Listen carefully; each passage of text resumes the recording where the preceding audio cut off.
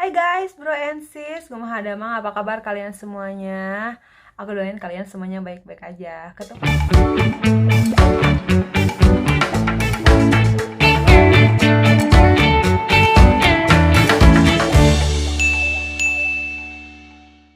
Ketemu lagi di Kerayu. Hari ini aku mau ngebahas tentang Promil, program hamil aku, karena sudah lama ya kalian menanyakan ini dan aku selalu menunda-nunda karena maaf ya, haram dik maklum, aku hamilnya itu mual-mual, muntah-muntah, cabe lemah lesu, capek lemah lesu, nggak bisa cium bau-bauan, nggak mau yang namanya dandan. Nanti kalau misalnya nggak dandan depan kamera, nanti aku katanya gimana ini nggak cantik, dibully nih, aduh. Nggak boleh stres gitu kemarin tuh intinya tuh ya. Jadi daripada aku nanti stres gitu karena emosi aku juga lagi gimana gitu, akhirnya aku tuh nanti lagi gitu membuat si video ini tuh. Jadi maaf ya teman-teman, aku buatnya itu baru sekarang, dan maaf ini seadanya seperti ini karena aku untuk mencium bau make up aja tuh bisa muntah gitu, mencium parfum aja. Misalnya ini aku di kamar ya, suami aku tuh misalnya di ruang apa sih, di lorong tengah gitu, dia mau pergi harus pakai parfum, aku tuh nggak suka gitu, sampai marah-marah lah, nggak mau gitu. Kalau mandi sekarang cari sabun yang nggak ada bau-bauan gitu, kucel gitu, males ngapa-ngapain, males mandi, ya Allah, astagfirullah ya. Ya mau gimana lagi. Biasanya beneran loh, di Turki itu aku paling gitu sekarang itu sehari 1 kali gitu, biasanya 2 kali, sekarang itu sekali sehari 1 kali. Nah sekarang dengan keadaan kayak itu males banget, ya Allah, muka kucel kayak gini. Nggak apa-apa ya, langsung aja nih guys, karena maaf ya, sekarang aku pakai catatan. Karena apa? Kalau misalnya nggak pakai catatan, biasanya kan aku kalau ngevlog gitu hari-hari, biasanya aku langsung aja kamera gitu, nggak ada skrip, nggak ada apa. Nah karena ini adalah program hamil gitu, takutnya aku tuh lupa gitu, terus nantinya gimana gitu kan, nggak nyambung. Jadi harus, ini juga informasi, jadi harus aku catat gitu ke kalian. Ini aku mau kasih tahu dulu ya, kenapa saya sampai melakukan program hamil ini. Sebenarnya saya dan suami itu tuh memang menunda kehamilan. Kalau misalnya kalian follower Instagram saya yang lama, terus subscriber YouTube saya yang lama, pasti kalian mengetahui banyak banget pertanyaan-pertanyaan. Teteh kapan hamil? Teteh kok belum punya anak? Teh nggak mau program nih? Itu saya sering banget menjawab di Q&A yang ada di YouTube saya. Itu ada jawabannya, di situ ada pertanyaan, yaitu saya dan suami itu menunda 2 tahun untuk tidak dulu hamil gitu. Menundanya dengan cara apa? Dengan cara KB alami dan KB pil gitu ya teman-teman. Nah begitu. Tapi uh, KB alami takutnya nanti gimana gitu ya. Ada lah kalian, kalau misalnya follower saya yang lama, ada cerita yang membuat saya sedih gitu. Terus akhirnya saya menggunakan KB pil, tapi mau nggak mau jadi hormon saya tuh makan mulu gitu. Jadi gede. Selama di Nigeria itu aku minum pil KB dan langsung besar gitu. Efeknya itu makan mulu ke sayanya tuh, jadi gede langsung ya. Berat badan tuh setelah menikah itu naiknya itu drastis banget, sampai 74 kilo waktu aku pulang dari Nigeria itu tuh. Nah akhirnya kita pulang dari Nigeria kembali ke Turki karena suami saya harus kuliah lagi. Nah di Turki kita belum ada pemikiran program ya, karena udah 1 tahun sebenarnya kita anniversary di Nigeria waktu itu ya. Kalian juga nonton ya videonya. Akhirnya kita ke Turki, dia sibuk kuliah. Kalian juga nonton videonya lah. Pas kita pulang dari Nigeria langsung bolak-balik ke kampus, dia kuliah tiap hari, aku ditinggalin ya di rumah. Nah ternyata di bulan Maret itu ada kabar kalau misalnya virus ini gitu, penyakit ini tuh udah datang ke Turki. Akhirnya baru beberapa minggu suami kuliah harus stop karena udah nggak boleh lagi ada perkumpulan, dan salah satunya perkuliahan itu kan ngumpul banyak tuh di sana. Akhirnya dia kuliah di rumah, kuliah online. Ya begitulah kalau keadaan kuliah online, kadang-kadang mau kadang-kadang enggak gitu ya. Akhirnya tiba-tiba tuh suatu malam tuh suami aku tuh ngobrol gitu. Ini cerita dulu ya. Ngobrol nih, sayang katanya, kan tadi kita mau program nih tahun 2001 ini katanya, baru programnya itu tadinya mau 2001 ya, tapi alhamdulillah ya Allah aku dikasih, alhamdulillah alamin, alhamdulillah ya Allah, sehat ya deh, sehat biar tahun ini bisa melahirkan dengan selamat, amin.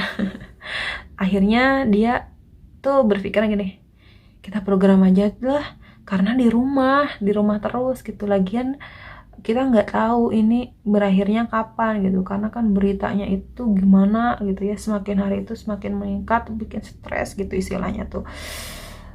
Akhirnya di bulan puasa itu tuh ya, di bulan puasanya itu tuh dia tuh udah berpikir, udahlah yuk setelah bulan puasa ini katanya kita program, kata suami aku tuh. Kalau aku ya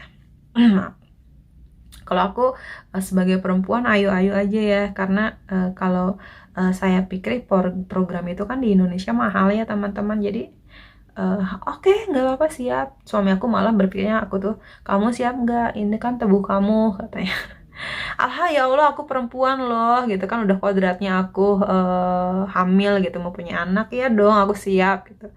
Akhirnya kita pergi ke dokter nih guys ya, tuh ya murah tuh, pergi ke dokter untuk melakukan program. Nah setelah lebaran ini aku turun karena puasa ya, dari 74 ke 72, 71an lah, aku program nih guys.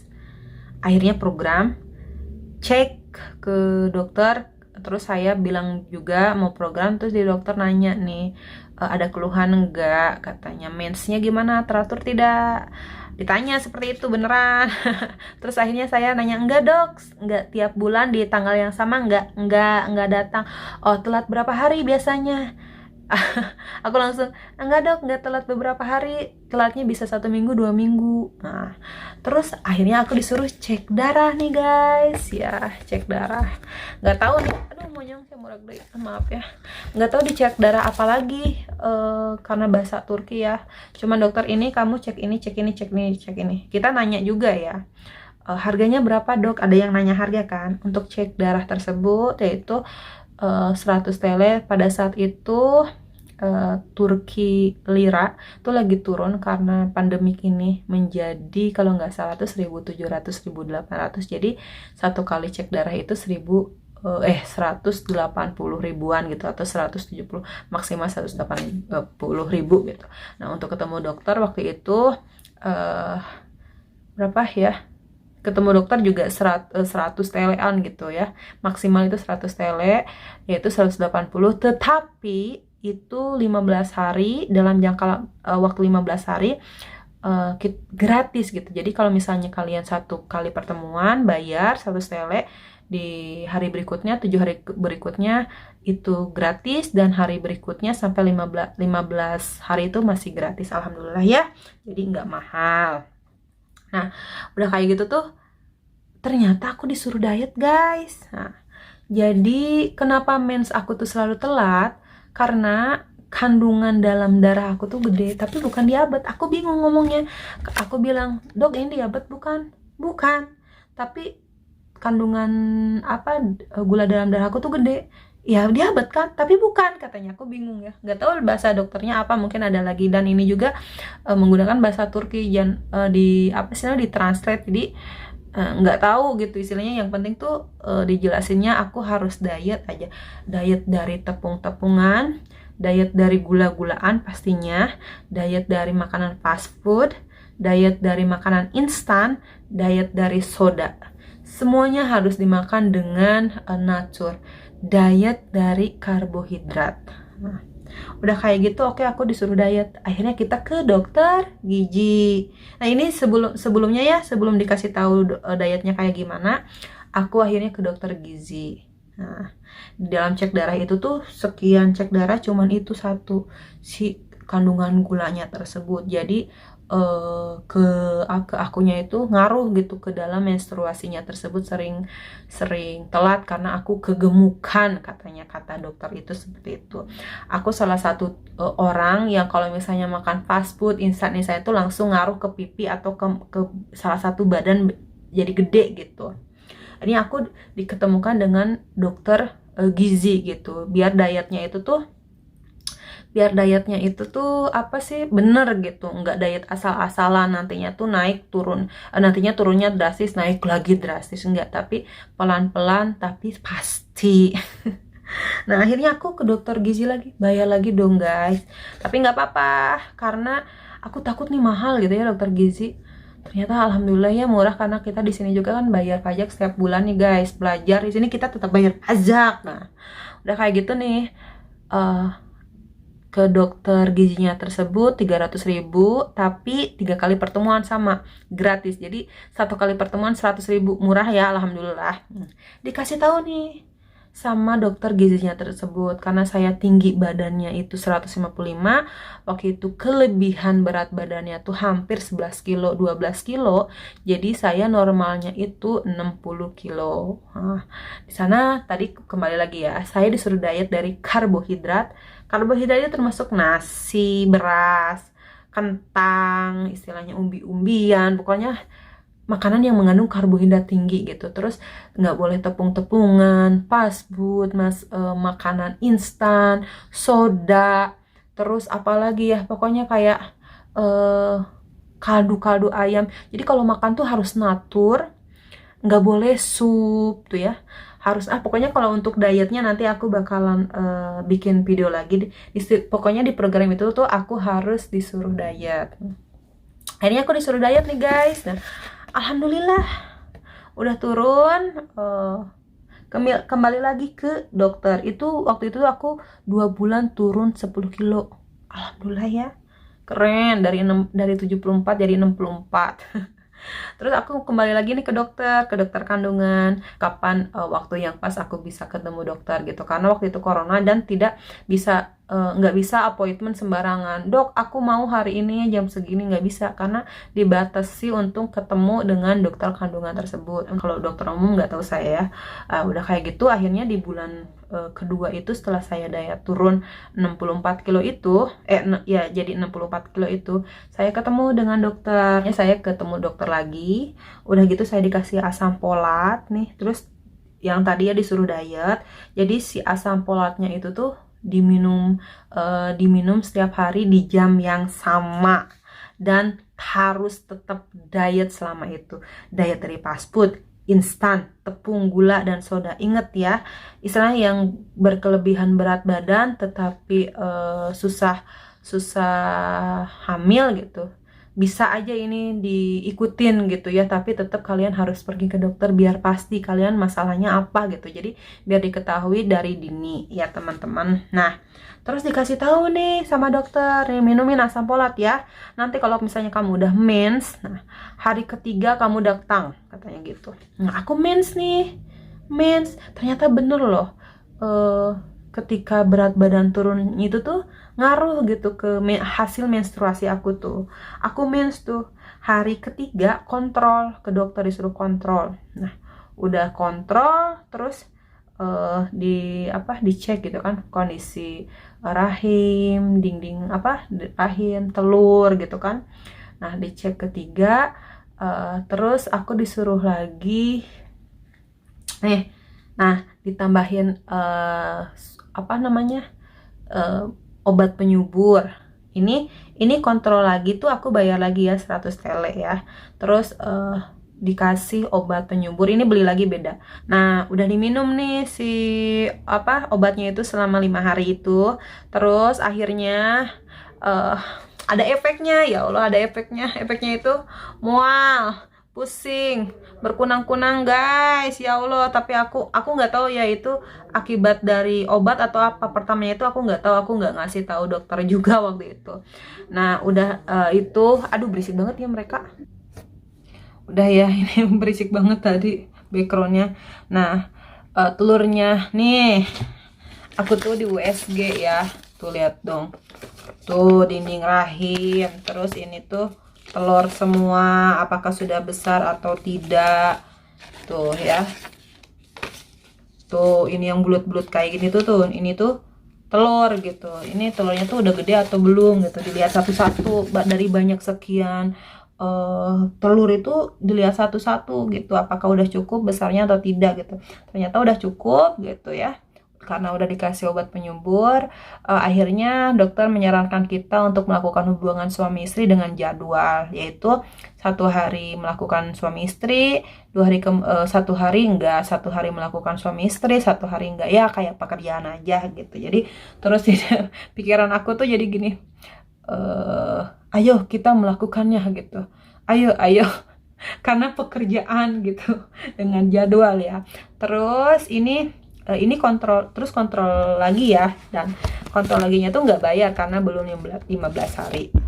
Ngecek dinding rahim aku gitu, terus mengatakan kepada saya tunggu sampai telat. Oke, waktu itu tuh aku telat ya, telatnya itu harus nunggu 4 hari kata dokter. Tapi kata dokter ngomongnya 3 atau 4 hari 4 hari. Hari ketiga, telat hari ketiga aku udah seneng banget nih gitu. Karena kan ngomongnya juga 3 atau 4 hari. Udah ke dokter, ngomong udah 3 hari telat, terus mereka bicara, oke, besok kembali aku bikin appointment buat kamu gitu. Jadi appointment yang baru, jadi harus bayar lagi gitu. Sebelum hari besok, malamnya aku mens guys, datang bulan. Jadi bulan pertama itu negatif karena mens. Jadi aku harus ulang kembali si program ini. Capek ya Allah. Ini apa? Obatnya itu gitu. Kalau misalnya udah sekarang udah tahu tuh, jadi tuh ya Allah, ini obat penyemburnya itu bikin aku, enggak semua orang gitu, cuman dalam tubuh aku tuh puyeng gitu, kunang-kunang, nggak kuat. Udah kayak gitu akhirnya aku telepon asistennya, nggak bisa, appointmentnya di cancel karena ternyata aku mens. Dan akhirnya aku diberikan appointment setelah hari keempat ternyata mens, terus datang di hari keempat menstruasi. Jadi setelah aku telat 4 hari itu, akhirnya aku mens. Terus aku dikasih appointment, setelah kamu 4 hari mens, kamu datang ke dokter lagi, katanya lanjutin program. Hari keempat menstruasi itu kan udah beres ya menstruasinya, aku kembali ke dokter gitu, diulang lagi dari awal dong, istilahnya dicek lagi gitu kan. Semuanya dicek lagi, terus dikasih lagi obat penyubur. Obatnya aku lupa karena kalau yang membeli obat tuh ke apotek pasti suami gitu. Terus dikasih suntikan gitu. Ini ditambahin suntikan loh ya. Ditambahin suntikan untuk menyuburkan, takutnya tuh kurang besar gitu si telurnya itu tuh. Jadi untuk menambah telur-telurnya itu, untuk menambah yang lebih banyak gitu, yang besarnya itu gitu. Jadi ada kemungkinan nanti dari salah satu telur yang besar itu tuh bisa gitu dibuahi gitu ya teman-teman, karena setiap bulan itu pasti ada salah satu telur di dalam tubuh kita itu tuh keluar, apakah bisa pembuahan atau meluruh menjadi menstruasi begitu. Itu tetap ya teman-teman, harus minum asam folat, nggak boleh telat 1 hari, nggak boleh telat pokoknya. Jadi kalian tetap harus diet. Kalau kalian bener-bener sungguh-sungguh, kalian di dalam otak kalian misalnya gini, besok lagi dietnya, jangan. Dari simpan di dalam pikiran kalian itu gini, besok ini tuh tukang dagang mie ayam ini tuh masih ada, besok lagi aja deh makannya gitu. Nanti besok kalau misalnya kalian sudah bisa melalui hari itu, hari berikutnya kalian bisa melalui, yakinkan kembali, kemarin aja gue bisa nih nggak makan ini, besok juga dia masih ada. Nah terus aja seperti itu. Jadi dan kembali tekadkan kepada kalian, aku tuh 1 bulan itu udah full gitu.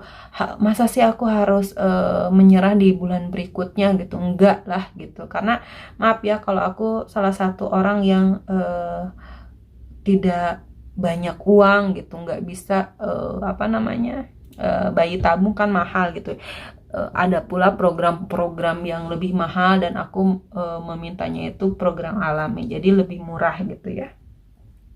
Akhirnya dokter bilang di hari keempat mens gitu ya, udah datang ya. Terus dokter bilang kalau misalnya mana sih, nah telat 3 hari ke dokter, tunggu telat 4-5 hari, kembali lagi maaf ya, telat 4-5 hari kita periksa gitu. Oke. Nah, kan dia bilangnya 4-5 hari. Nah, aku tuh pasti mikirnya 4 hari aja. Kebetulan 4 hari itu telat, guys. Ini bentar nih, pasti ribut. Nah, setelah telat 4 hari itu aku menghubungi dokter. Terus dokter memberikan appointment kepada saya untuk dicek lagi kan. Terus memberikan appointment 5 hari kemudian kepada saya. Kita cek lagi katanya kondisi kan rahim kamu gitu. Teman-teman, di hari kelima ternyata saya mens lagi.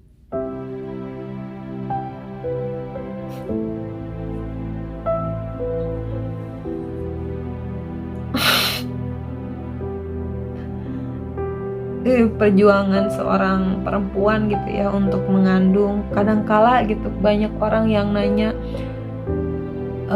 kok belum punya anak sih gitu, kapan nih mau punya anak, kapan program gitu. Kalau bagi saya ya, itu saya sering banget loh, serius sering banget ditanya seperti itu.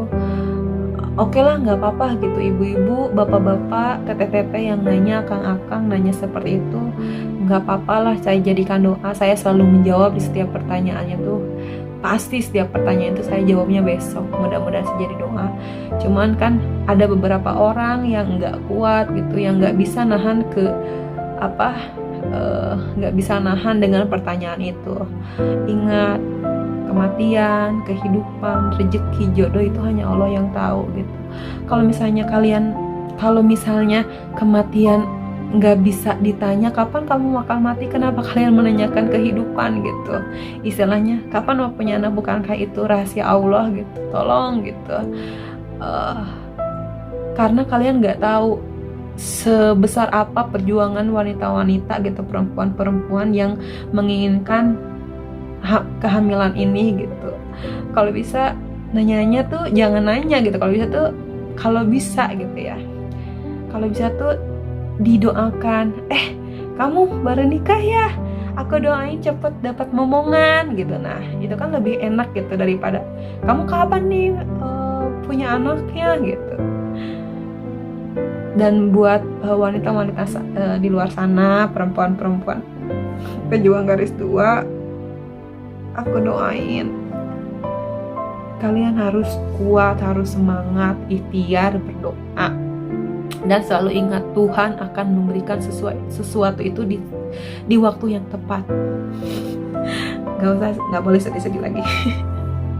Kemarin sedih-sedihnya, cuma suka inget aja gitu kalau misalnya ada yang curhat-curhat gitu untuk kalian gitu yang DM, yang curhat gitu, dibaca satu-satu gitu. Maaf kalau nggak dibales gitu, kadang takut salah ngomong gitu karena emosi gitu.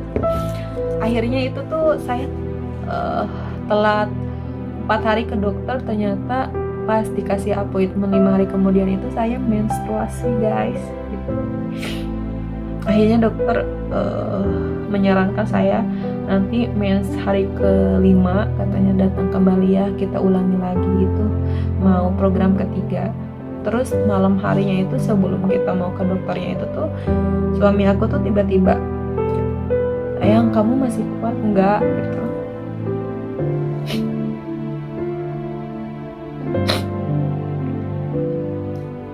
Karena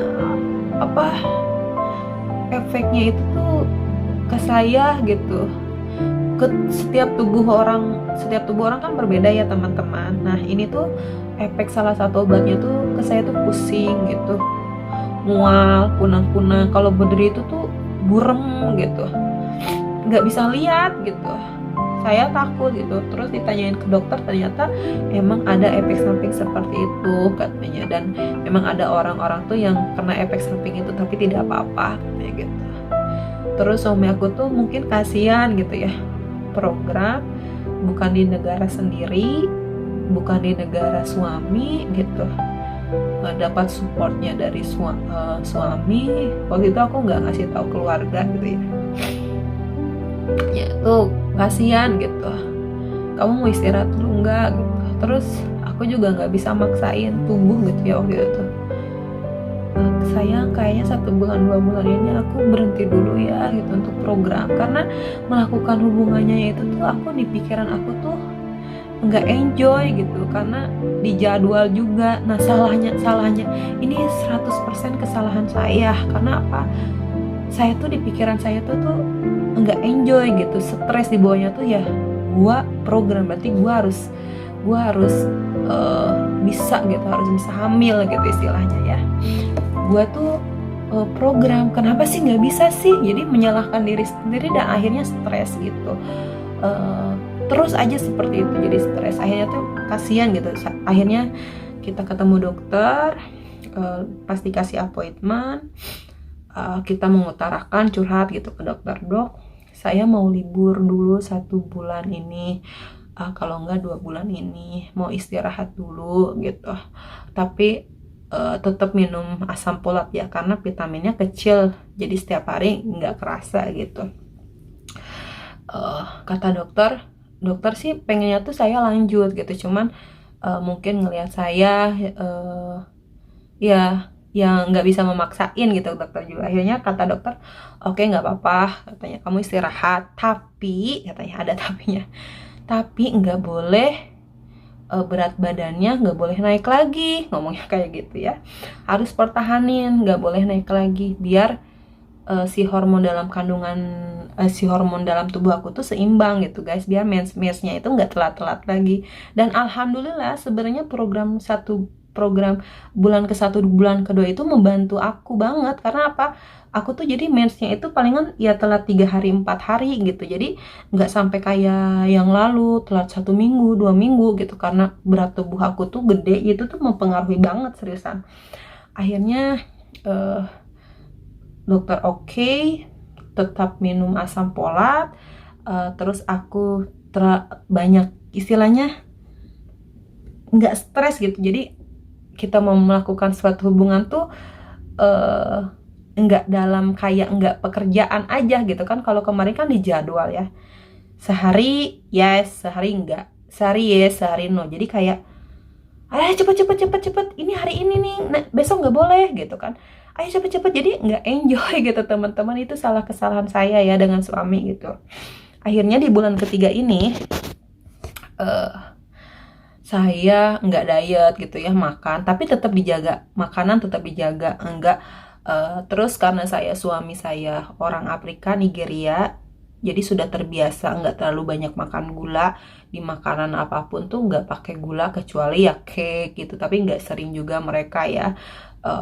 Dan jadi kebawa ke diri saya gitu. Biasanya tuh kalau di Indonesia itu gula putih selalu ada ya di rumah. Kalau ini tuh bisa sampai 2 bulan 3 bulan tuh nggak ada, nanti kita beli lagi kalau mau apa gitu. Seperti itu seriusan.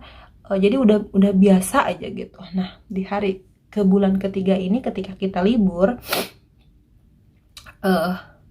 kita melakukan hubungannya itu dengan press, nggak dengan pikiran kemana-mana gitu. Gua tuh melakukan hubungan buat ini, nggak, tapi bener-bener berserah diri gitu. Ya Allah, jadi istilahnya kalau misalnya memang ini waktunya gitu, tolong beri gitu kepercayaan kepada saya. Kalau memang belum waktunya tidak apa-apa. Jadi benar-benar berserah diri. Terus saya tuh selalu gitu ya, di pikiran saya tuh suami saya tuh selalu menjelaskan, sayang, Tuhan itu akan memberikan sesuatu tuh di waktu yang tepat katanya. Ingat nggak kita jadi ngobrol yang dulu lagi gitu kan? Iya. Jadi selalu berpikir iya benar, kalau memang udah waktunya pasti Allah kasih gitu. Kalau belum ya belum waktunya gitu. Aku tuh percaya gitu ke situ gitu. Jadi nggak stres. Sehari jadi nggak dijadwal lagi ya, kapan aja maunya gitu. Ternyata nih teman-teman, aku telat nih. Tapi telatnya itu nggak mikirin aku hamil, seriusan, karena udah biasa telat gitu. Tadinya tuh udah biasa telat 1 minggu 2 minggu, cuman dalam pikiran ini udah telat 5 hari, cek darah gitu. Sayang, aku telat 5 hari nih, cek darah ya. Ya udah cek darah. Ternyata kalau misalnya tes pack itu kan beta HCG-nya tuh harus mengandung seberapa mili gitu ya. Nah, kalau dicek darah itu dari 0,5 dari 5 mili sampai ke atas itu positif gitu. Akhirnya aku cek darah gitu biar ketahuan gitu ya. Ternyata hasilnya itu 0,95 mili. Jadi nggak sampai 1, nggak sampai angka 1, berarti negatif. Waktu itu karena aku memang nggak program, jadi tuh nggak dibawa stres gitu, biarin aja gitu, belum waktunya, kata aku tuh gitu ya.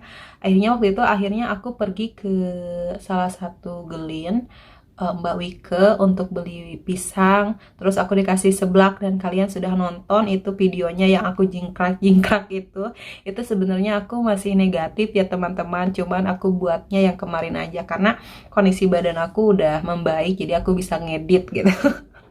Alasan. Nah, tapi di dalam pikiran aku tuh gini loh teman-teman, kayaknya aku harus nunggu lagi nih selama 1 minggu gitu, nanti cek lagi 1 minggu. Jadi migrain, sakit kepala, ya Allah, migrain gitu ya, nggak tahu karena diet, nggak tahu apa. Jadi kalau misalnya suami bilang udah apa sih, 3 hari migrain, disuruh minum obat gitu, nggak mau, takut ternyata bener hamil gitu, padahal udah itu tuh negatif gitu, cek darah itu tuh. Kok belum mens ya, 6 hari 7 hari gitu ya, kok belum mens. Pas telat 2 minggu aku cek darah, pas telat 2 minggu saya itu cek tes pack bangun subuh biasa ya. Terus tiba-tiba tuh pengen tes pack aja karena ada sisa dari program sebelumnya kan, kita ngestok gitu. Pas dicek pipis gitu ya, pas disimpan, aduh negatif, kata aku tuh gitu ya. Ombe cuci dulu gitu, ngebersihin dulu, disimpan aja ya sih itu tuh.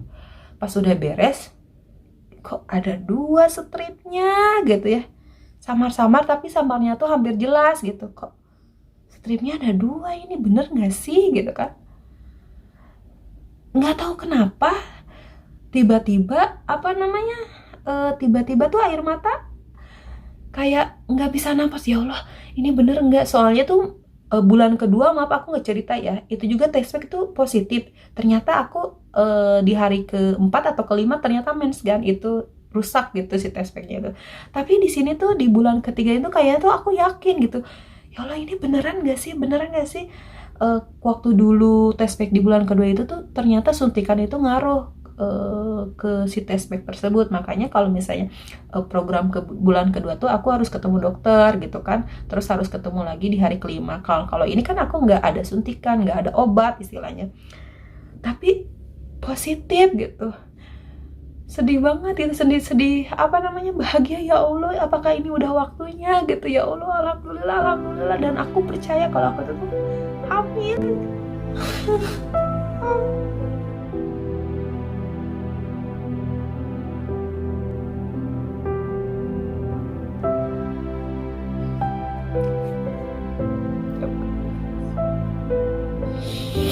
Aku mah cengeng, apalagi lagi isi gini tuh cengeng banget. Makasih buat doa-doanya. Akhirnya aku positif teman-teman. Alhamdulillah ya Allah. Dan benar-benar aku mau ngasih tahu sama kalian satu, kalau kalian wanita-wanita, perempuan di luar sana, pejuang garis 2, kalian harus semangat, harus sabar, ikhtiar, berdoa, dan harus percaya Tuhan akan memberikan sesuatu di waktu yang tepat. Percaya itu. Ikhtiar, ingat, tekadkan buat kalau kalian udah program, jangan niatnya aja, lakukan. 1, nggak boleh stres. Bulan 1, bulan kedua, kesalahan kita berdua, saya sama suami itu stres. Di bulan ketiga kita lebih enjoy, fresh, dan ternyata stres itu ngaruh. gak boleh stres. Saya sama sekali 1 bulan penuh media sosial di offin. Kalian follower saya, subscriber saya pasti tahu ketika saya mengumumkan saya mau off dulu dari YouTube beberapa minggu, dari Instagram, dari media sosial lainnya. Kalian pasti tahu dan kalian nanya kenapa gitu. Karena saya ternyata alhamdulillah dikasih kepercayaan anugerah sama Allah. Terima kasih doa-doa dari kalian semuanya, terutama dari keluarga saya. Paling spesial dari suami saya yang support saya dari awal sampai akhir. Terima kasih buat keluarga suami, terima kasih yang udah ngerti kita berdua. Dari keluarga aku sendiri udah pastinya. Terima kasih.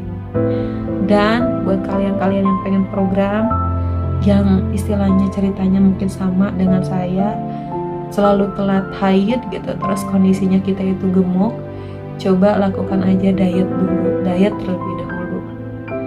Tekad, ikhtiar, dan berdoa. Mudah-mudahan cerita promil saya ini dengan cerita curhat ini tuh memberikan inspirasi kepada kalian gitu yang di sana, yang pejuang garis 2. Percaya kalau Tuhan akan memberikan sesuatu di waktu yang tepat. Ketemu lagi di video selanjutnya. Bye bye.